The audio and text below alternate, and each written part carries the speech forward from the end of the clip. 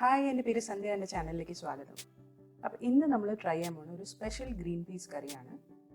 ഈ കറി ഞങ്ങൾ കുട്ടികളായിരുന്ന സമയത്ത് അമ്മ സൺഡേ പൂരിയുടെ കൂടെ ഉണ്ടാക്കിയിരുന്ന ഒരു ഡിഷാണ്. വളരെ ടേസ്റ്റിയാണ്, സൂപ്പർ ഈസിയാണ്. ഇതിനാവശ്യമുള്ള ഇൻഗ്രീഡിയൻസ് ഒക്കെ ഡിസ്ക്രിപ്ഷൻ ബോക്സിൽ കൊടുത്തിട്ടുണ്ട്. ഇത് പൂരി അല്ലാതെ ചപ്പാത്തിയുടെ കൂടെയും ദോശയുടെ കൂടെയൊക്കെ കഴിക്കാവുന്നതാണ്. എൻ്റെ ചാനൽ സബ്സ്ക്രൈബ് ചെയ്യാനും ബെൽ ബട്ടൺ ക്ലിക്ക് ചെയ്യാനും മറക്കരുത്. വീഡിയോ ഇഷ്ടപ്പെട്ടാൽ ലൈക്ക്, ഷെയർ, കമൻറ്റ് ചെയ്യാനും മറക്കരുത്. അപ്പോൾ നമുക്ക് വീഡിയോയിലേക്ക് കിടക്കാം.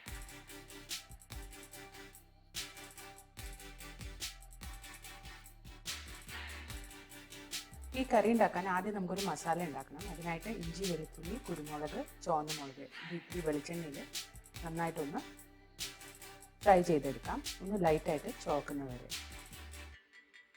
അത് കഴിയുമ്പോൾ അതിലേക്ക് നമുക്ക് തേങ്ങ ചിരകിയത് ചേർക്കാം.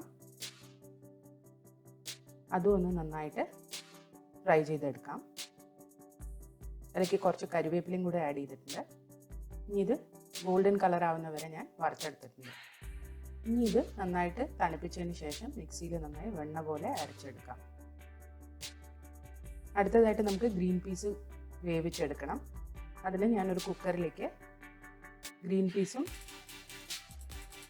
സവാളയും അരിഞ്ഞിട്ടിട്ടുണ്ട്. കുറച്ച് മഞ്ഞൾപ്പൊടിയും ആവശ്യത്തിന് ഉപ്പും ചേർത്തിട്ടുണ്ട്. ഇനി ഇതിലേക്ക് കുറച്ച് കരിവേപ്പിലയും കൂടി ചേർക്കുകയാണ്. ഇനി ആവശ്യമുള്ള വെള്ളം ഒഴിച്ചിട്ട് നമുക്കിതൊന്ന് പ്രഷർ കുക്ക് ചെയ്യണം. അപ്പോൾ ഞാനിത് വേകാൻ ആവശ്യമുള്ള വെള്ളം ഒഴിച്ചിട്ടുണ്ട്. ഇനി ഇത് അടച്ചു വെച്ചിട്ട് നമുക്കൊന്ന് ഒരു വിസിലിന് ഇതൊന്ന് കുക്ക് ചെയ്തെടുക്കാം.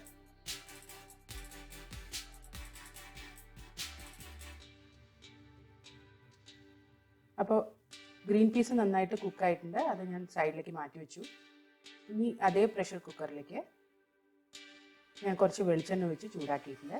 അതിലേക്ക് ഞാൻ കടുക് ചേർക്കുകയാണ്. കടുകൊന്ന് പൊട്ടി വരട്ടെ. അപ്പോൾ കടുക് നന്നായിട്ട് പൊട്ടി വന്നിട്ടുണ്ട്. ഇനി ഇതിലേക്ക് നമ്മൾ അരിഞ്ഞു വെച്ച് തക്കാളി ചേർക്കാം. തക്കാളി ഒന്ന് നന്നായിട്ട് സോഫ്റ്റ് ആവുന്നവരെ നമുക്കൊന്ന് വഴറ്റിയെടുക്കാം. അപ്പോൾ തക്കാളി നന്നായിട്ട് സോഫ്റ്റ് ആയിട്ടുണ്ട്. ഇനി ഇതിലേക്ക് നമുക്ക് അരച്ചു വെച്ച മസാല ചേർക്കാം. ഇതിലേക്ക് മിക്സി കഴുകിയ വെള്ളം കൂടി ഞാൻ ചേർക്കുകയാണ്. ഇനി ഇതെല്ലാം കൂടി ഒന്ന് നന്നായിട്ട് യോജിപ്പിക്കുക.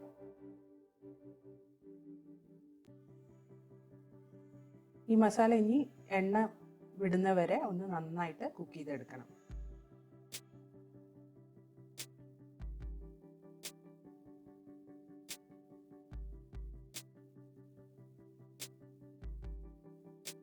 അപ്പോൾ നമ്മുടെ മസാല നന്നായി കുക്ക് ചെയ്ത് വന്നിട്ടുണ്ട്. ഇനി ഇതിലേക്ക് നമുക്ക് ഗ്രീൻ പീസ് വേവിച്ചത് ചേർക്കാം.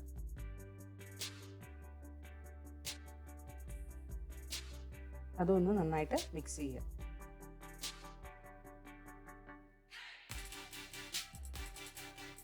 ആവശ്യത്തിന് ചൂടുവെള്ളം ഒഴിച്ചിട്ട് എത്ര കട്ടി വേണോ അതനുസരിച്ച് മിക്സ് ചെയ്തെടുക്കുക. ഇതൊന്ന് നന്നായിട്ട് തിളച്ച് വരട്ടെ.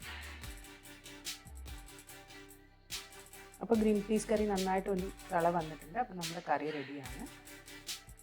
നിങ്ങളെല്ലാവരും ഇതെന്തായാലും ട്രൈ ചെയ്ത് നോക്കുക. പൂരിയുടെ കൂടെ തന്നെ കഴിച്ചു നോക്കിയിട്ട് എങ്ങനെയുണ്ടെന്ന് കമൻറ്റ് സെക്ഷനിൽ അറിയിക്കുക. അടുത്ത പ്രാവശ്യം ഒരു പുതിയ വീഡിയോയുമായി വരുന്നവരെ ബൈ.